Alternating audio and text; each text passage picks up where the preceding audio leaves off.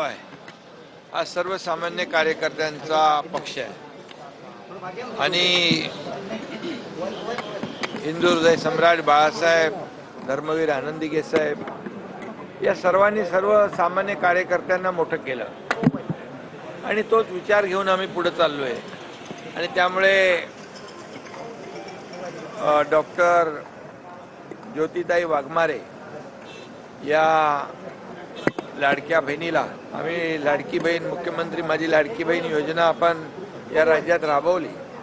अनेक लाडक्या बहिणींच्या संसाराला हातभार लागला आणि त्यामुळे आता या शिवसेनेच्या माध्यमातून देखील डॉक्टर ज्योतिताई वाघमारे यांना शिवसेनेने राज्यसभेची संधी दिलेली आहे। खरं म्हणजे त्यांना देखील याची काहीच कल्पना नव्हती, परंतु शेवटी शिवसेनेमध्ये सर्वसामान्य कार्यकर्त्याला बळ देण्याचं काम गेल्या 3-3.5 वर्षापासून आम्ही करतोय आणि त्याचाच एक भाग म्हणून ज्योतिताईंना राज्यसभेची संधी दिलेली आहे। ज्योतिताई राज्यसभेमध्ये अतिशय पक्षाची भूमिका आणि शिवसेना पक्षाचं काम, शिवसेना पक्षाचे ध्येय धोरणं आणि गेल्या 3.5 वर्षामध्ये जे केलेलं काम आहे ते लोकांपर्यंत ज्योतिताई नक्की पोहोचवतील आणि शिवसेना राज्य पातळीवर आणि राष्ट्रीय पातळीवर शिवसेनेचं काम आणि शिवसेना ते नक्कीच नेण्याचं काम करतील आणि महाराष्ट्रामधले प्रश्न असतील, देशातले प्रश्न असतील, काही धोरणात्मक प्रश्न असतील, हे सर्वसामान्यांच्या हिताचे प्रश्न याला राज्यसभेमध्ये ज्योतिताई प्राधान्य देतील आणि मला विश्वास आहे की शिवसेनेने केलेली निवड जी आहे ती अतिशय सार्थक ठरेल आणि सर्वसामान्य माणसाला न्याय देण्याचं काम अतिशय सर्वसामान्य घरातली ही आमची बहीण आहे। सोलापूरमध्ये अतिशय छोट्या घरामध्ये कच्च्या घरामध्ये राहणारा हा परिवार आहे आणि त्यामुळे कुठल्याही परिस्थितीमध्ये कुठल्याही प्रकारची त्यांनी मागणी केली नव्हती। त्यांनी कधी माझ्याकडे अशा प्रकारचं राज्यसभेचा विषयही काढला नव्हता।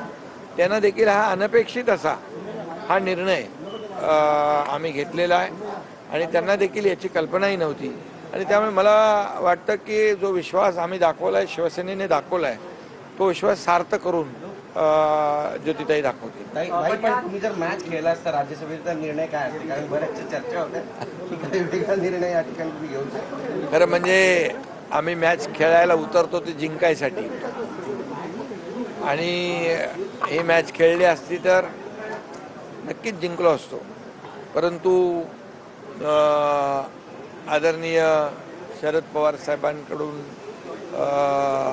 आलेली विनंती आणि एकंदरीत त्यांचं जे काही ज्येष्ठत्व जे आहे त्यांनी देखील राज्यासाठी देशामध्ये जे केलेलं काम आहे याचा सर्वांनीच विचार केला आणि सर्वांची भावना होती की ही निवडणूक बिनविरोध व्हावी।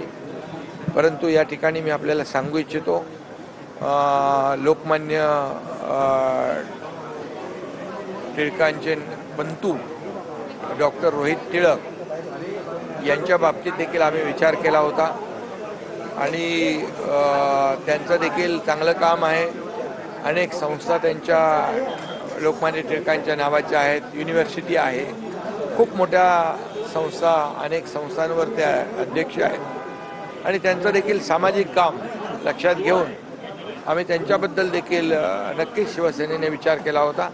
परंतु पवारसाहेबांची उमेदवारी त्यांनी जाहीर झाल्यानंतर आम्ही तो विचार बदलला आणि ही निवडणूक बिनविरोध केली। डॉक्टर रोहित टिळक नक्कीच यापुढे देखील सोबत काम करतील आणि शिवसेनेसोबत लोकांची जी काही सेवा आहे ती करतील। तुमची तारेवरची कसरत झाली का? अनेक दिग्गज होते जे या स्पर्धेमध्ये होते राज्यसभेच्या निवडणुकीसाठी, मात्र ज्योती वाघमारे यांचं नाव निश्चित झालेलं आहे. तुम्हाला या सगळ्या गोष्टींमध्ये तारेवरची कसरत करावी लागली.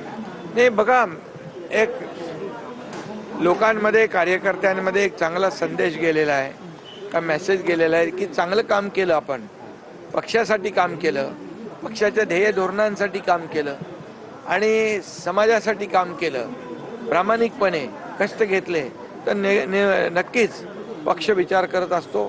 पक्ष हा चांगल्या काम करण्याची नोंद घेत असतो आणि मी देखील सर्वसामान्य कार्यकर्ता आहे, त्यामुळे सर्वसामान्य कार्यकर्ता चांगला जो काम करेल त्याला नक्कीच अशा प्रकारच्या संध्या मिळतील.